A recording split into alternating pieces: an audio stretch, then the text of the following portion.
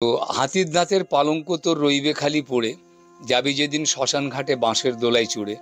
প্রথম গানটা রেকর্ড হয় HMV-তে। পরীক্ষিত গায় আমার কথা আমার সুরে। যাবি যেদিন শ্মশান ঘাটে বাঁশের দোলায় চড়ে। নমস্কার বন্ধুরা, গৌতমের সাথে চ্যানেলে আপনাদের স্বাগত জানাই। চলে এসেছি আর একটি নতুন ব্লগ নিয়ে। বন্ধুরা, আজকে এমন একটি জায়গায় এসে উপস্থিত হয়েছি, নিজেকে আমি ধন্য মনে করছি এই বাড়িতে এসে। কার বাড়িতে এসেছি বন্ধুরা, আপনারা অবাক হয়ে যাবেন দেখলে পরে। আমরা এরকম বেশ কিছু শিল্পীর বাড়িতে আপনাদের নিয়ে গিয়েছি এবং তাদের সঙ্গে আলাপ করিয়েছি, এবং আজকে যে শিল্পীর বাড়িতে এসে উপস্থিত হয়েছি, আপনারা এই বাংলার মানুষ সবাই জানেন তাকে। প্রচুর এই গানের ক্যাসেট তার কিন্তু রয়েছে। এতক্ষণ আপনারা নিশ্চয়ই চিনতে পেরে গেছেন সেই স্বনামধন্য মানুষটিকে। চলে এসেছি সেই রকম একজন স্বনামধন্য মানুষের কাছে। পেশায় আইনজীবী, কিন্তু তবু এখনো অবধি তিনি গান, নাটক সব কিছুর সঙ্গে জড়িয়ে রয়েছেন। আমরা আজকে নিজেকে ধন্য মনে করছি এবং তার পাশে দাঁড়িয়ে আমার গায়ে কাঁটা দিয়ে উঠছে। এরকম একজন স্বনামধন্য মানুষের বাড়ি এই রানীশাহেরে, এবং আমরা অনেক কিছুই জানবো আজকের এই আলোচনায়। তার গান শুনবো, এবং গাছের পাতার টাকা কেন হয় না, এই গান তো আপনারা জানেন। সারা বাংলা জুড়ে কিন্তু এই গান আপনারা শুনেছেন, সেই জনপ্রিয় গান। প্রথমে অসিতবাবু এই গানটা দিয়ে শুরু করছেন আজকের এই অনুষ্ঠান। সাগর যদি মদ হইতো হোক না কেন নোনা, মাতালে পেট ভরে খেত পয়সা লাগতো না। এ বন্ধু, গাছের পাতা টাকা কেনে হয় না, গাছের পাতা টাকা কেনে হয় না। সাগর যদি মদ হইতো হোক না কেন নোনা, মাতালে পেট ভরে খেত পয়সা লাগতো না। হে বন্ধু, গাছের পাতা টাকা কেনে হয় না, গাছের পাতা টাকা কেনে হয় না।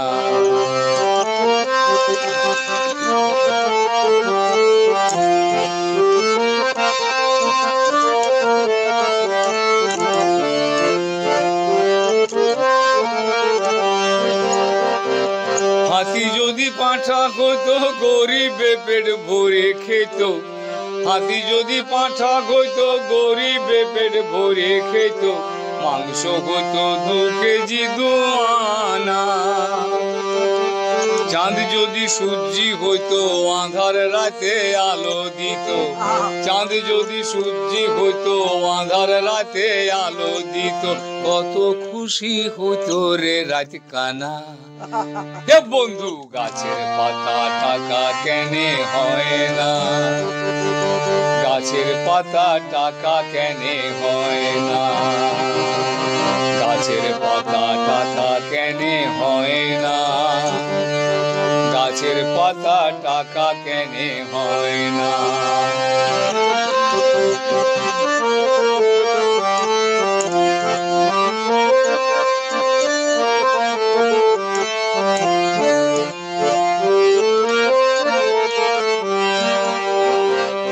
আকাশ যদি মাঠ হইতো উদ্বাস্তুরা ঘর বানাইতো, আকাশ যদি মাঠ হইতো উদ্বাস্তুরা ঘর বানাইতো, সরকারকে ট্যাক্স তো লাগিত না। পিঁপড়া যদি বলদ হইতো সুখে চাষি চাষ করিত, পিঁপড়া যদি বলদ হইতো সুখে চাষি চাষ করিত, পয়সা দিয়ে গরু কেউ কিনত না। এ বন্ধু, গাছের পাতা টাকা কেনে হয় না, গাছের গাছের পাতা টাকা কেনে হয় না, গাছের পাতা টাকা কেনে হয় না, গাছের পাতা টাকা কেনে হয় না। क्या बात, গাছের পাতা টাকা কেন হয় না। বন্ধুরা, আপনারা এই গান, এই সব গান কিন্তু এখনো আমাদের কাছে গায়ের লোম কিন্তু খাড়া হয়ে যাচ্ছে। সত্যি করে এরকম মানুষকে আজকে আমরা পেয়েছি, ধন্য মনে করছি। এবং এত বছর বয়স, প্রায় 70-এর ঊর্ধ্বে এখন ওনার বয়স। এই বয়সেও কিন্তু উনি গান করে চলেছেন এবং তার সাথে ওনার নাটক লেখা, নাটকের অভিনয় এবং গান লেখা, গানের সুর দেওয়া, তার সাথে গান গাওয়া। আপনাদের দেখিয়েছি টি সিরিজ অ্যালবাম থেকে তার গান, এবং HMV থেকে গানের মিউজিক ডিরেক্টর হিসেবে আপনাদের সবাই হয়তো জানা আছে পরীক্ষিত বালা। তার কিন্তু উনি বন্ধু এবং ওনার সঙ্গে প্রচুর গান উনি করেছেন, কাজ করেছেন একসাথে। সে সব কিন্তু শুনবো এবং গানও চলবে, তার মাঝে একটুখানি ওনার সম্পর্কে জেনে নিতে হবে। আপনার জন্ম কোথায়? এবং জন্ম আমার কাঁটাগড়িয়া গ্রামে, জামুরিয়া থানার জুরিসডিকশনে। বর্তমান পশ্চিম বর্ধমান, আগে বর্ধমান তো অবিভক্ত ছিল। তো 1956 সালে সেপ্টেম্বরের 9 তারিখে আমার জন্ম। আচ্ছা, গানের পরিবেশ কি বাড়িতে ছিল? পরিবেশ ছিল, কিন্তু সেই অর্থে বাড়িতে কেউ শিল্পী ছিলেন না। আচ্ছা, মানে বাবা মা বা কাকা কাকিমা, আমার কাকা বলেছি যে এক কাকা আমার খুব ভালো বাঁশি বাজাতেন। যাক, তার অকাল মৃত্যু হয়, কিন্তু সঙ্গীত প্রিয় আমাদের ফ্যামিলি, এটুকু বলতে পারি।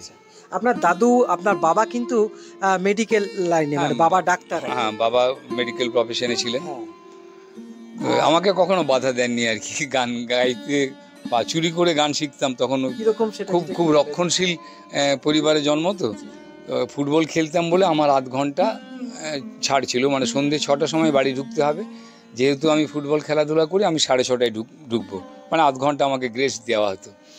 তো ওই আধ ঘন্টার মধ্যে আমি চুরি করে গান শিখে নিতাম। আমাকে প্রথম গানের হাতে খড়ি দেন আমাদের গ্রামেরই গুইরাম পাল মহাশয়। তিনি আমাকে সারেগামা পাদানিসা শিখিয়েছেন, সুর শাস্ত্রী।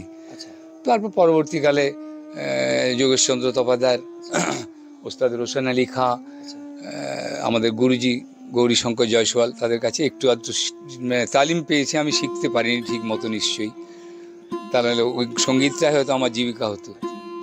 পরবর্তীকালে ওই ভিন্নমুখী দুটি অশ্বকে একটা গাড়িতে জুতে আমি সোজা যাওয়ার চেষ্টা করছি, কিন্তু দুটি অশ্ব দুদিকে যেতে চায়, সেইভাবে মোটামুটি জীবনটা পেরিয়ে গেল একরকম। এই যে আইনজীবী এবং তার সঙ্গে গান বাজনা, কি করে সময় দিতে পারছে? সময় ওইভাবে খুঁড়িয়ে হাঁটতে হয় কখনো, আর ইচ্ছা থাকলে করা যায় না তা না। মানুষ যদি চায়, মানুষ পারে। আমরা তো তুচ্ছ মানুষ। আপনি মহাপুরুষদের কথা ভাবুন, তারা কত কি করে গেছেন। যদি প্রাক্তন মানে রাষ্ট্রপতি APJ কালামের কথা ভাবেন, তার ধারে পাশে দাঁড়াবার মতো মানুষ কই। অতএব মানুষ চেষ্টা করলে পারে, যদি সৎ উদ্দেশ্য থাকে। গানটাকে নিয়ে ব্যবসা করার কথা কখনো ভাবিনি, কিন্তু একসময় পয়সা নিয়ে গাইতে হতো, এই কারণেই গাইতে হতো। মাসে ধরুন সে সময় মাসে আমি 15টা-10টা প্রোগ্রাম করেছি, আর যদি বিনা পয়সায় গাইতাম তাহলে মাসে 30-60খানা প্রোগ্রাম করতে হতো। আচ্ছা, এই যে আপনার গান শুরু সেই ছোটবেলা বয়স থেকে, 11 বছর বয়স থেকে আপনার স্টেজে গান গাওয়া, তারপর গান লেখা কবে থেকে শুরু হলো এবং গানে সুর দেওয়া? গান লেখাটা শুরু হলো মোটামুটি এই 77-78 সাল থেকে। মানে হঠাৎ করে মনে হলো যেন এটা তো আমার মনের কথা, এটা তো আমি লিপিবদ্ধ করতে পারি। লিখতে শুরু করলাম। দু একজন গুণী মানুষকে দেখালাম, আমাদের মাস্টারমশাই যারা আছেন, বাংলার অধ্যাপক যেমন ডক্টর আব্দুল সামাদ মারা গেছেন, তিনি আমাকে ভীষণভাবে সাহায্য করেছেন। ডক্টর মনোজ চক্রবর্তী, রামদুলাল বাবু এখনও বেঁচে আছেন, তারা আমার গানের সমাদর করতেন। আমার লেখার, আমি জানি না, আমাকে হয়তো উজ্জীবিত করার জন্যে, আমাকে ইন্সপায়ার করার জন্যে প্রশংসা করতেন। একসময় সামদবাবু বিখ্যাত কবি, মানে সত্যিকারের ভালো কবি। তো সামদবাবু একসময় আমার একটা গান শুনে আমাকে জড়িয়ে ধরে বলেছিল, তুমি আমার চাইতে বড় কবি। আমার খুব লজ্জা করে এই কথাটা বলতে, কিন্তু উনি মাস্টারমশাই, তো মানে বয়সের ফারাকটা হয়তো কাকা ভাইপোর হবে। কিন্তু উনি আমাকে জড়িয়ে ধরে বলেছেন তুমি আমার চাইতে ভালো কবি। একটা নজরুলের উপরে খুব বেদনার গান লিখেছিলাম, গানটা ওর মধ্যে নজরুলের একটা তথ্যচিত্র হচ্ছে, সেটাতে এই গানটা ব্যবহার করবে আমাকে, আমার পারমিশন নিয়েছিল। দোলন চাপা ফোটে না আর। এই গানটা শোনাই, নজরুলকে প্রণাম জানাবার জন্য গানটা করেছিলাম, কিন্তু আমি নজরুলকে বিদ্ধ করেছি আমার গানের কথায়। দোলন চাপা ফোটে না আর, বাজে না মিঠো বাঁশের বাঁশি, অগ্নি বিনা বাজায় না কেউ, নাই তোমার উজাড় করা হাসি। কোথা তুমি গেলে দুঃখ মিয়া,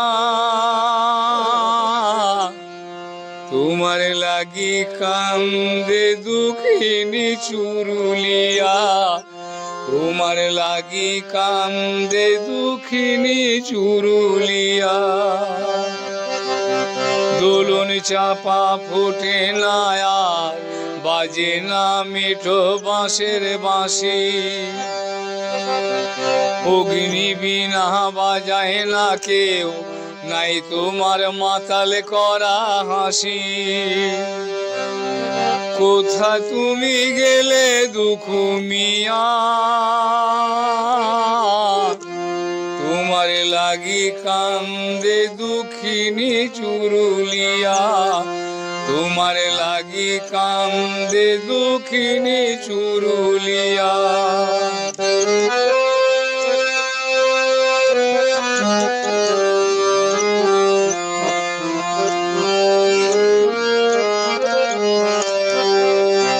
বুলবুলিয়ার ধানের শীষে গায় না মিঠা গান, লেটো গানের আসর বসে জুড়ায় না তো প্রাণ, কোকিল কুহু কুহু ডেকে ভরায় না তো হিয়া, কোকিল কুহু কুহু ডেকে ভরায় না তো হিয়া।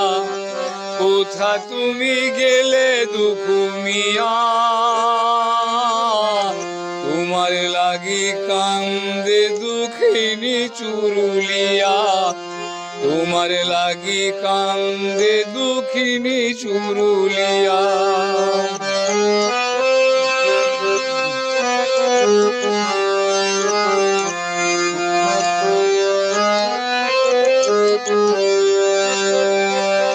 নাই জ্যৈষ্ঠী মাসের দুপুর বেলা আম কুড়াবার ধুম, ছেলেরা দুপুর বেলা দরজায় এঁটে দেয় যে শুধু ঘুম, তুমি নাই তো গাইবে কে গান ঘুম ভাঙানিয়া, তুমি নাই তো গাইবে কে গান ঘুম ভাঙানিয়া। কোথা তুমি গেলে দুঃখ মিয়া, তোমার লাগি কান্দে দুঃখিনী চুরুলিয়া, তোমার লাগি কান্দে দুঃখিনী চুরুলিয়া।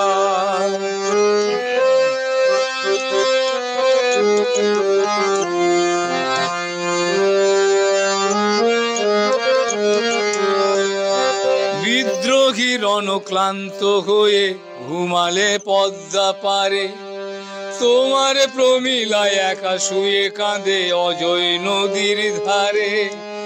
কথা দিয়ে তুমি রাখলে না কথা কেমন দরদিয়া, কথা দিয়ে তুমি রাখলে না কথা কেমন দরদিয়া। কোথা তুমি গেলে দুঃখ মিয়া, তোমার লাগি কান্দে দুঃখিনী চুরুলিয়া, তোমার লাগি কান্দে দুঃখিনী চুরুলিয়া।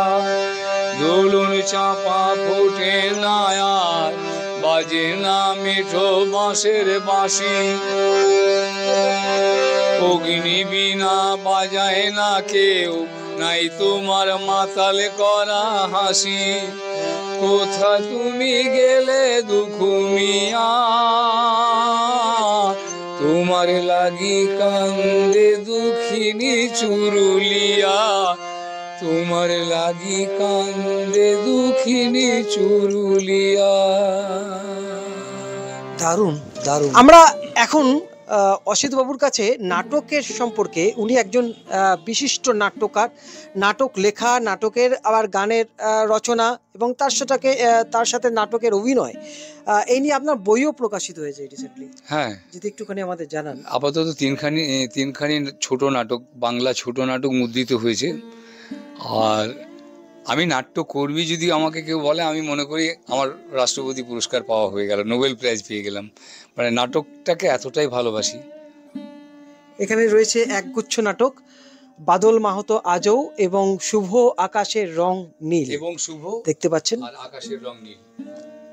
এখন একটি গান শোনাবো, সেটা হচ্ছে যে এখন একটা চল এসছে, বাবা মা 70 ঊর্ধ্ব হলে পরে তাকে বৃদ্ধাশ্রমে রাখতে হবে, বাড়িতে নাকি আর জায়গা হয় না। আপনারা বিখ্যাত শিল্পী নচিকেতা চক্রবর্তীর গান শুনেছেন, সেটা একজন আধুনিক কবির দৃষ্টিভঙ্গি নিয়ে লেখা। আমি যে গানটা লিখেছিলাম সেটা একজন লোককবির দৃষ্টিকোণ থেকে লেখা।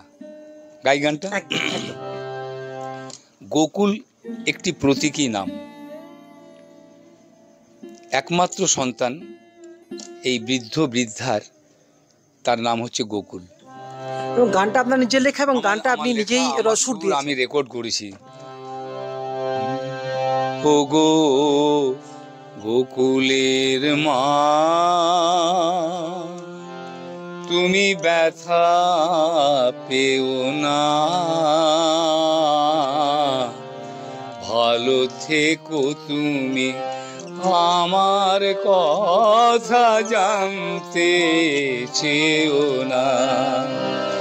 ও গো ও গোকুলের মা।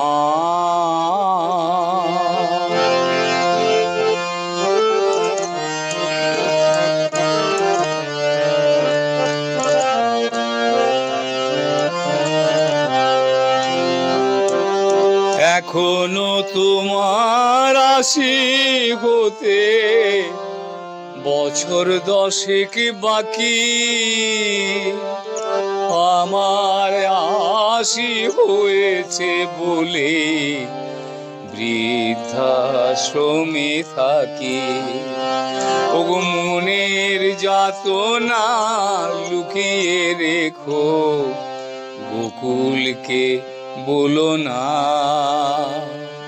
ভালো থেকো তুমি, আমার কথা জানতে চেও না।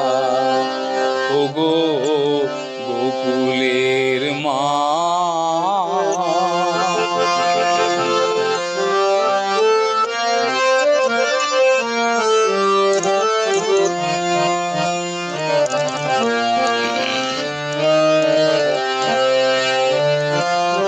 কত ঠাকুরকে মানত করে গোকুলে লোকলে, কত রাত জেগে কেটে যেত তার একটু অসুখ হলে। ওগো মুখোমুখি বসে আমরা দুজন, মাঝে আদরের সোনা, ভালো থেকো তুমি, আমার কথা জানতে চেও না। ওগো ও গোকুলের মা।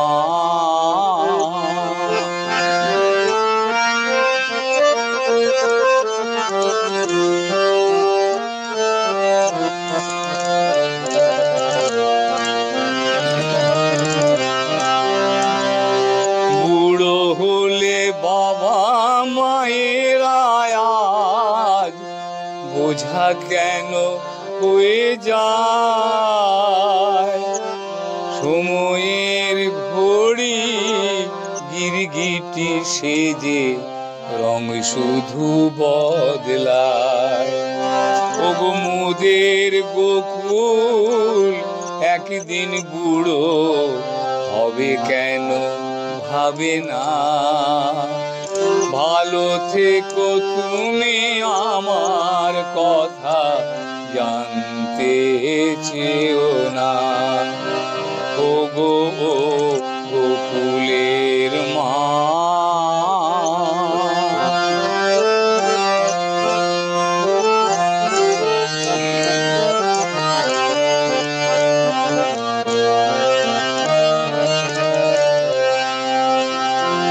শুনেছি গরিব চাষিরা চাষের বলদ বুড়ো হলে ভগবতী জ্ঞানে ঘরে করে সেবা, বেচে না তো হাটে তুলে। ওগো মূর্খ চাষিরা বুঝে যতটুকু, গোকুলেরা বোঝে না। ভালো থেকো তুমি আমার কথা জানতে চেও না। ওগো ও গোকুলের মা, তুমি ব্যথা পেও না। ভালো থেকো তুমি আমার কথা জানতে চেও না। ওগো গোকুলের মা।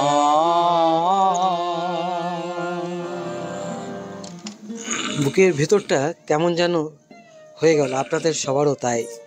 আমরা এরকম একজন শিল্পীকে, যেখানে এত সুন্দর কথা, এত সুন্দর সুর, আমরা এই শিল্পাঞ্চলে ওনাকে দেখছি, কিন্তু আমাদের এই সারা বাংলার মধ্যে ওনার গান অনেক শিল্পী গেয়েছেন। এই ব্যাপারে যদি একটুখানি বলেন।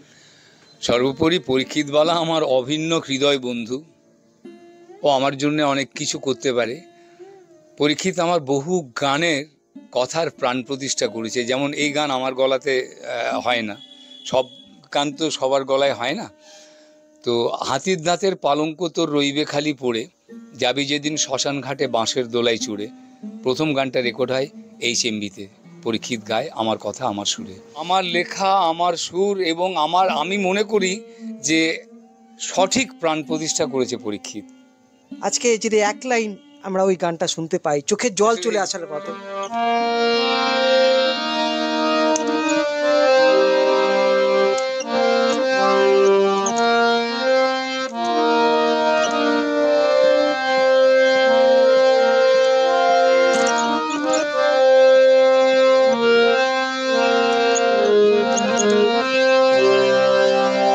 হাতির দাঁতে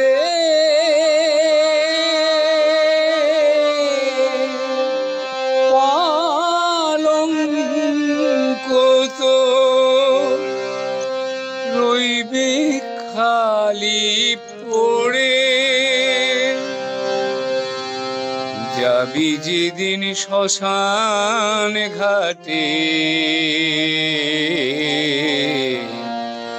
বাঁশের দোলায় চড়ে।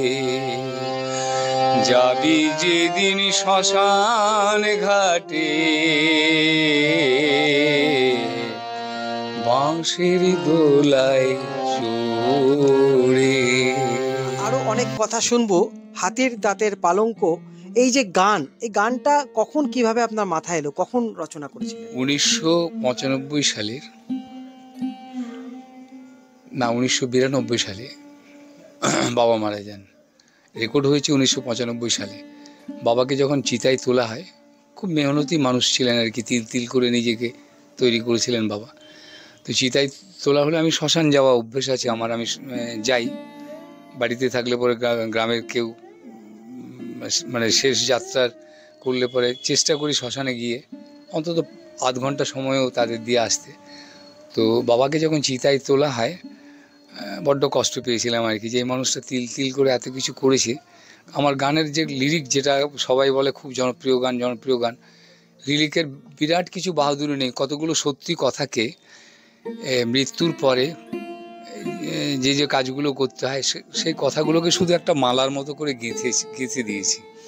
যেমন ধরুন, হাতির দাঁতের পালঙ্ক তো রইবে খালি পড়ে, যাবে যেদিন শ্মশান ঘাটে বাঁশের দোলায় চড়ে। যে ছেলেটি প্রথম তোকে ডেকেছিল পিতা, সেই ছেলেই তো শ্মশান ঘাটে জাল বেরো তোর চিতা। পূর্বেরে তোর সাধের দেহ কর্ম রবে পড়ে, যাবে যেদিন শ্মশান ঘাটে বাঁশের দোলায় চড়ে। এই সাধারণ কথা। শুধু ডিডস, মানে কথা হচ্ছে will live on deeds not in years. কত বছর বাঁচলো সেটা কথা নয়, আমার কর্ম আমাকে বাঁচিয়ে রাখবে। ধরুন কবি সুকান্ত, স্বামী বিবেকানন্দ, এরকম মহাপুরুষরা যারা কম বয়সে আমাদের ত্যাগ করে চলে গেছেন, ইহলোক ত্যাগ করে চলে গেছেন, তাদের কর্ম আজও তাদেরকে বাঁচিয়ে রাখছে এবং যুগ যুগ ধরে বেঁচে থাকবে। তো সেই চিন্তা ভাবনা নিয়ে গানটা। সত্যিকারের আমাদের এই শিল্পাঞ্চল, গর্বের শিল্পাঞ্চল, আমাদের এই রানীগঞ্জ, জন্মেছি আমি এই রানীগঞ্জে, গর্বিত আমি জন্মেছি রানীগঞ্জে। এবং এই রানীশাহের কিন্তু রীতিমতো এরকম শিল্পী, আমরা একটুখানি শিল্পীর সঙ্গে কথা বলে নিচ্ছি। আপনি কি নিজেকে যে জায়গায় আপনি রয়েছেন, আপনি কি নিজেকে মনে করছেন আপনি সেই সম্মান পেয়েছেন যেটুকু সম্মান? আমার মানুষ ভালোবাসে, এটা আমার সবচাইতে বড় সম্মান। আর এইসব শুনে শুনে হয়তো অনেক জায়গা থেকে আমাকে পুরস্কৃত করেছে, সম্মানিত করেছে, আর কিছু কিছু জায়গায় মনে হয়েছে যে এই সম্মানের যোগ্য আমি নই, কিন্তু মানুষ ভালোবাসে, তো এটাই তো আমার বড় পাওনা। এখনও যদি আমি স্টেজে গান গাইতে যাই, আমার জন্য 5 জন শ্রোতা তো থাকবে, সেটা যদি টিকিট বিক্রি করেও হয়, 5 জনও আমার জন্য টিকিট কাটবে, এটা তো আমার চরম পাওনা। আর লোকশিল্পী হিসাবে যদি বলেন, মানে কেন লোকসঙ্গীত গাইছি, লোকশিল্পীরা আমার মনে হয় এই যশ খ্যাতির অতটা তোয়াক্কা করে না। মহাজন রয়েছেন, ধরুন পূর্ণদাস বাউল, পরীক্ষিত আমার বন্ধু, সেও লোকসঙ্গীতের একজন মহাজন। কই আমি তো দেখি অত সম্মানের তোয়াক্কা করে, সম্মান বজায় রাখে, কিন্তু আমাকে কে বাড়তি ইজ্জত দিচ্ছে, সরকার কোনো পুরস্কার দিচ্ছে না দিচ্ছে, ওইসব কথা ভাবে না। কিন্তু উনি প্রচুর গান ওনার লেখা হয়ে গেছে, প্রচুর গানে সুর দেওয়া ওনার নিজেরই হয়তো মনে নেই। আপনাদের প্রথমেই দেখালাম প্রচুর গানের ক্যাসেটস এবং টি সিরিজ, সেখানেও কিন্তু পরপর আপনার টি সিরিজ থেকে অনেকগুলো ক্যাসেট। টি সিরিজ থেকে আমি 3খানা অ্যালবাম করেছি, 2টো লোকগীতির। আর লোকগীতি অ্যাকচুয়ালি আমার লোকগীতিতে একটু এক্সপেরিমেন্টাল লিরিক নিয়ে আমি একটা গান শোনাবো আপনাকে এখনই। তো প্রতিবাদ আছে, যেখানে প্রতিবাদ করতে পারি, জীবনমুখী। হ্যাঁ জীবনমুখী, আমি কাকে বলে জানি না, জীবন আমি বাংলা। শিলাজিৎ এই নিয়ে আপনার গান নিয়ে? হ্যাঁ শিলাজিৎ আমার একটা গান, এই সাগর যদি মদ হতো, উনি একদম দূরদর্শনে চিৎকার করে বললেন যে এই গানটা কি জীবনমুখী গান নয়? গাছের পাতা টাকা হলে সত্যিই তো অভাব থাকতো না। আমি যেখানে পেরেছি কলমে প্রতিবাদ করেছি, সুরে প্রতিবাদ করেছি, গানের কথায় প্রতিবাদ করেছি। কিছু কিছু টুকরো টুকরো ছবি তুলি, ক্যামেরায় বন্দি করি, ভালো শ্রোতা পেলে, দর্শক পেলে তাদের সামনে তুলে ধরি। যেমন ধরুন, ভারতবর্ষে একটা অদ্ভুত দেশ, গর্ব করি এখানে জন্মেছি বলে, কিন্তু কোনো মানুষ, কোনো সম্প্রদায়ের মানুষ, কোনো শ্রেণীর মানুষ মহিলাদের, মা বোনদের অত্যাচার করতে ছাড়ে না, সুযোগ পেলেই একটু কাজে লাগিয়ে নেয়। যেমন ধরুন, একটা মিনি বাসের খালাসি, আমার এক আদিবাসী বোন, এক হাতে একটা পোঁটলা, কোলে একটা বাচ্চা নিয়ে দাঁড়িয়ে আছে বাস ধরবে বলে। খালাসি চিৎকার করতে লাগলো, বাস খালি, বাস খালি। আদৌ বাসটা কিন্তু খালি নয়, টেনে তুললো আদিবাসী বোনকে, সে পাদানে দাঁড়িয়ে রইল। সেই আদিবাসী বোনের যে বেদনার কথা, যে প্রতিবাদের কথা, সেটা আমার একটা গান শুনুন। দেখুন বন্ধুরা। ও খালাসি বাবু হে, তুই আমাকে কোথায় ঢুকাই দিলি? তোর বাসটা খালি আছে বলে টানে উঠাই লিলি, তুই আমাকে কোথায় ঢুকাই দিলি? তুই আমাকে কোথায় ঢুকাই দিলি? ও খালাসি বাবু গে, তুই আমাকে কোথায় ঢুকাই দিলি? তোর বাসটা খালি আছে বলে টানে উঠাই লিলি, তুই আমাকে কোথায় ঢুকাই দিলি? তুই আমাকে কোথায় ঢুকাই দিলি?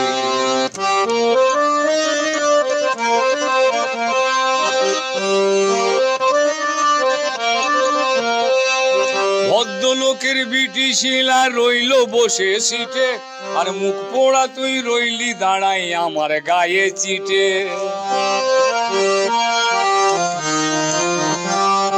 ভদ্রলোকের বিটি শিলা রইল বসে সিটে, আর খাল ভরা তুই রইলি দাঁড়াই আমার গায়ে চিটে। ওরে মরদ সঙ্গে নাই বলে কি লেড়া পাইয়ে গেলি, তুই আমাকে কোথায় ঢুকাই দিলি? তুই আমাকে কোথায় ঢুকাই দিলি?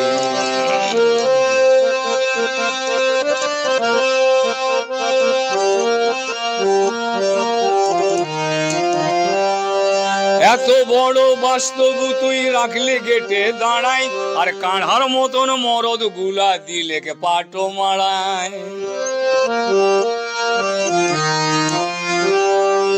এত বড় বাস্তব তুই রাখলি গেটে দাঁড়াই, আর কাঁড়ার মতন মরদ গুলা দিলে কে পাটো মারায়। এতটা পদে এলি তবু বাস হলো না খালি, তুই আমাকে কোথায় ঢুকাই দিলি, তুই আমাকে কোথায় ঢুকাই দিলি।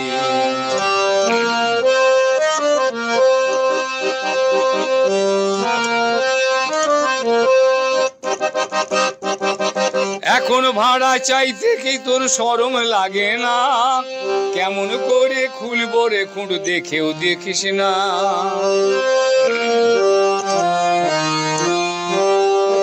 এখন ভাড়া চাইতে কি তোর শরম লাগে না, কেমন করে খুলবো রে খুঁট দেখেও দেখিস না। ওরে বাঁকা খালে রয়েছে ছিলা ডান হাতে পুঁটুলি, তুই আমাকে কোথায় ঢুকাই দিলি, তুই আমাকে কোথায় ঢুকাই দিলি। ও খালাসি বাবুকে তুই আমাকে কোথায় ঢুকাই দিলি, তোর বাসটা খালি আছে বলে টানে উঠাই লিলি, তুই আমাকে কোথায় ঢুকাই দিলি, তুই আমাকে কোথায় ঢুকাই দিলি, তুই আমাকে কোথায় ঢুকাই দিলি। মানুষের জীবন যন্ত্রণা, মানুষের গরিব দুঃখের কথা ভেবে ওনার যে লেখা, শুধুই উনি এই সব নিয়েই লিখেছেন তা নয়, আমাদের এই পশ্চিম বর্ধমান থেকে বীরভূম এই জেলার মধ্যে যত মায়ের মন্দির রয়েছে, ভক্তিগীতি প্রায় সবই ওনার লেখা হয়ে গেছে, এখনও উনি লিখছেন। আমরা একটুখানি মা ঘাগরা বুড়ির এবং আরও অনেক কিছু আপনার ভক্তিমূলক গান অনেক রয়েছে, এই ব্যাপারে যে একটুখানি বলেন। বলি, আপনি সব ধরনের মা ঘাগর বুড়ির গান যখন হঠাৎ করে একটা গান লিখে ফেললাম, প্রডিউসার চাই তো, কলকাতার কোনো কোম্পানি, তখন আমি HMB-তেও কাজ করছি আর JMD-তে তখন নিয়মিত কাজ করছি। আমি আর ওদের লজ্জায় বলিনি, একটা অন্য কোম্পানিকে বলেছিলাম, বলে দেখুন এটা লোকাল ব্যাপার তো, কতগুলো বিক্রি হবে আপনি বিশ্বাস করবেন না। একটা দিন ছিল এই অ্যালবামটা প্রতিদিন মন্দিরের স্টল থেকে 100 থেকে 150 পিস ক্যাসেট বিক্রি হতো, তখন ডিস্ক মানে সিডি হয়নি। তো এই গানটা যখন লিখি, আমার দু একজন বিদগ্ধ বন্ধু বলেছিলেন এটা কোনো গানের লিরিক হলো, আপনি শুনুন, শুধু একটা বর্ণনা আছে। আমি এই মা ঘাগর বুড়ির গান বাঁকুড়া, পুরুলিয়া, বীরভূম যেখানে যেখানে অনুষ্ঠান করতে গেছি, আমার প্রথম গান ছিল এই গানটা।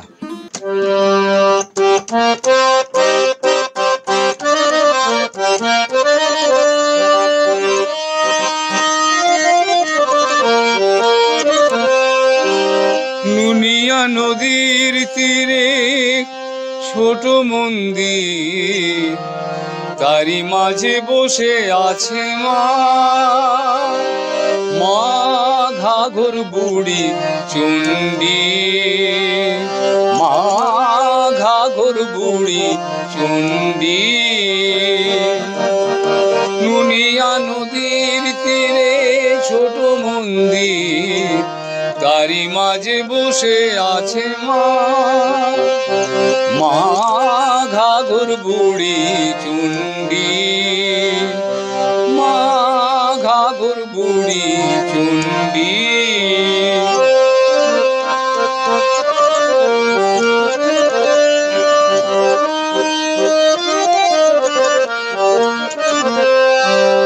ছোট নদী নুনিয়া কুলু কুলু বয়ে যায়, নদী তীরে দয়াময়ী একাকী বসে রয়।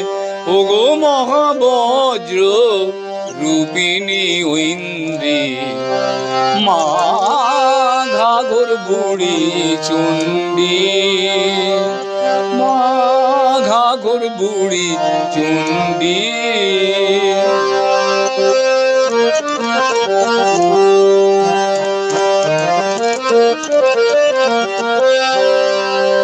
কাক ভোর হতে কত ভক্তের আগমন, পূজা দিয়ে ভরে যায় সব ভক্তের মন।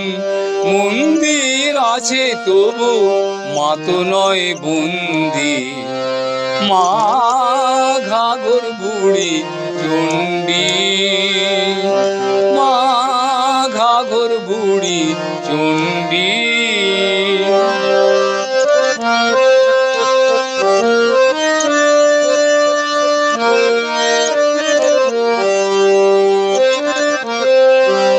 কাছে এলে মনে হয় ডাকে স্নেহ ভরে, মাথা নত করলেই স্নেহাশিস ঝরে। অপরিসীমা মাঝে নাই তার গুন্ডি, মা ঘাগর বুড়ি চণ্ডী, মা ঘাগর বুড়ি চণ্ডী। নুনিয়া নদীর তীরে ছোট মন্দির, তারি মাঝে বসে আছে মা, মা ঘাগর বুড়ি চণ্ডী, মা ঘাগর বুড়ি চণ্ডী। দুর্দান্ত ভক্তিমূলক গান। আপনি তো সব ধরনের গান করেছেন এবং প্রচুর গানের ক্যাসেট, কতগুলো গানের ক্যাসেট, এবং এখন অবধি কি আপনি গানের কোনো গানের ক্যাসেট, কিছু? গানের ক্যাসেট কত বলতে পারবো না, এখানে মোটামুটি 80% এখানে দেওয়া আছে, বাদবাকি ক্যাসেট অনেক সময় মানে সিডি কপি করার জন্য পাঠিয়েছি, গুনে বলতে হবে। আচ্ছা, তারপর এখন গানের রেকর্ডের কথা কিছু ভাবছেন? এখন তো ওইভাবে রেকর্ড হয় না, ওই ব্যবসাটা তো অন্যরকম ভাবে হয়ে গেছে। আমাদের ইউটিউবে আপনি যেমন এসছেন, হ্যাঁ, মানে ইউটিউবে আপনার গানের কোনো কিছু অ্যালবাম কিছু? হ্যাঁ, অ্যালবাম না, ইউটিউবের না, চিন্তা ভাবনা করিনি। আচ্ছা, চিন্তা ভাবনা করবো আর কি, একটু সময় ফাঁকা সময় পেলে। আচ্ছা, মানে ওকালতিতে সময়টা অনেকটা খেয়ে নেয় আর কি। আচ্ছা, এই এত কিছুর মধ্যেও আইনজীবী মানে একটা বিশাল ব্যাপার, অনেক কিছু চাপ থাকে, এর মধ্যেও গানের সময় কখন কি বেছে নেন? না, গান এবং তার সাথে নাটক লেখা, নাটক অভিনয়, এতগুলো কি করে সামলান? আপনি বললেন অবশ্যই যে সময় কি করে বার করেন? ও সময় ওইভাবে করে নিতে হয়। আর গানের ব্যাপারটা বলি, মানে প্যাশন যেটা। আচ্ছা, আপনি কি গান শেখান কাউকে? না না, একসময় শেখাতাম, আমার ছাত্র রয়েছে ফোক, মানে আমার মাস্টারমশাই যোগেশচন্দ্র তপাদার, যার কাছে আমি নজরুলের গান শিখেছিলাম আর কি। আমি অ্যাকচুয়ালি নজরুল গীতির শিল্পী ছিলাম, এখন ছিটকে গেছি। তো উনি আমাকে, আপনি যে প্রশ্নটা করলেন কি করে করি, উনি আমাকে একটা চরম শিক্ষা দিয়েছিলেন। সেটা হচ্ছে সপ্তাহে একদিন শেখাতে আসতেন, তো গ্রামের বাড়িতে যেতেন। গানটা তৈরি হয়নি মানে আমি কোনোভাবে হয় খেলায় মত্ত ছিলাম, কিংবা পড়াশোনায় একটু বেশি ব্যস্ত ছিলাম, গানটা আমি গাইতে পারিনি। উনি পরের সপ্তাহে এসে আমার গানটা শুনতে চাইলাম, গানটা গাইতে পারলাম না, পুরোটা তো হলোই না, কিছুই হলো না আর কি। তো উনি বললেন, কী হলো, গানটা হয়নি কেন? মানে সময় পাইনি। বললো 24 ঘন্টা তো মাত্র সময়, তাতে ঘুমোতে অনেকটা সময় চলে যায়, পড়াশোনার সময় আছে। আচ্ছা বাবা, তুমি পেচ্ছাপ পায়খানা করো তো? উনি আমাকে এই পায়খানাটাকে একটু রূঢ়ভাবে বললেন যে পায়খানার বেগ পেলে কিন্তু তুমি আর চেপে রাখতে পারো না, তোমাকে ছুটে যেতে হবে ল্যাট্রিনে। গানের যেদিন গান গাইবার বেগ পাবে সেদিন তুমি শিল্পী হবে। কথাটা আমাকে চাবুকের মতো মানে আমার পিঠে পড়েছিল। মানুষ ইচ্ছে করলে সময় বার করতে পারে, তবে হয় কি ভাই, ভালোবাসতে বাসতে কাউর প্রতি একটু বেশি ভালোবাসা হয়ে যায়, পাশেরটা একটু কম হয়, এই অবস্থা হয়েছে আমার, আর কিছু না। আমরা অনুষ্ঠান শেষ করব। অনুষ্ঠান শেষ করার আগে একটা প্রশ্ন ওনার কাছে রাখতে চাই।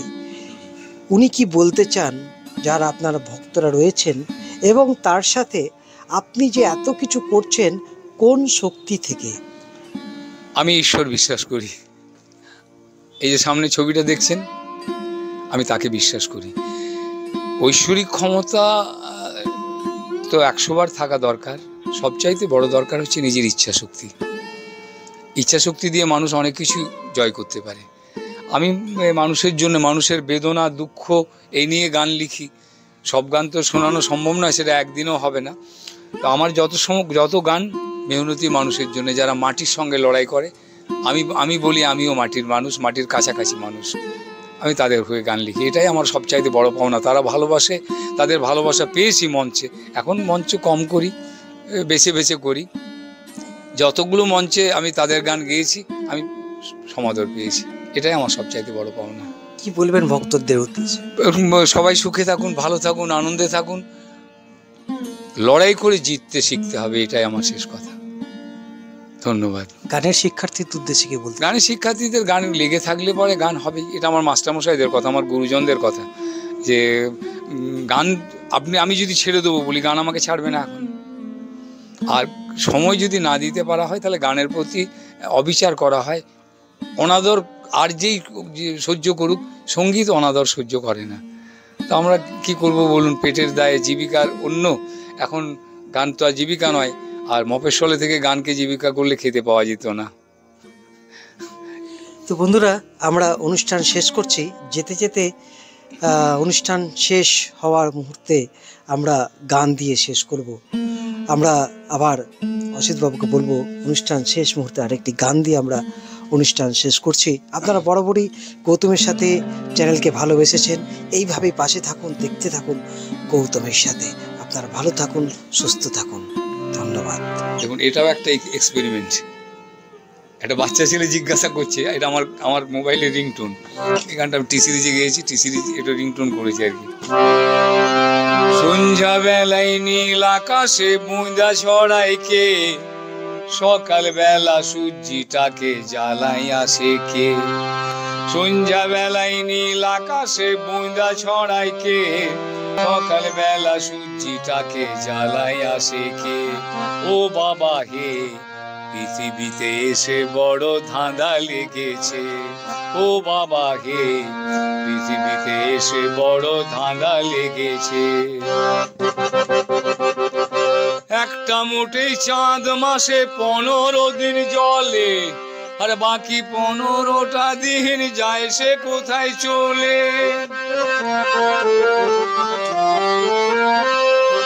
একটা মোটেই চাঁদ মাসে 15 দিন জলে, বাকি 15টা দিন যায় সে কোথায় চলে।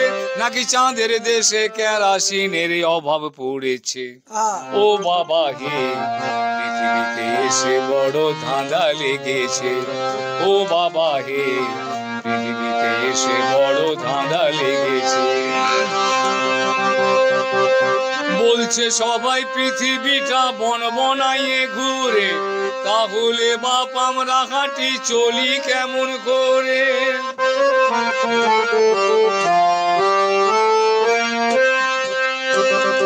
বলছে সবাই পৃথিবীটা বন বনাইয়ে ঘুরে, তাহলে বাপ আমরা হাঁটি চলি কেমন করে।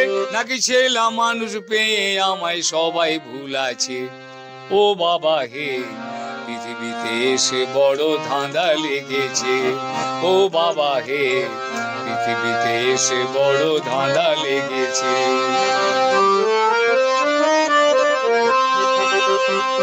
জনম হলে মরণ হবে কেনে আনা গোনা, নদীর জল এত মিঠা সাগর কেনে নোনা।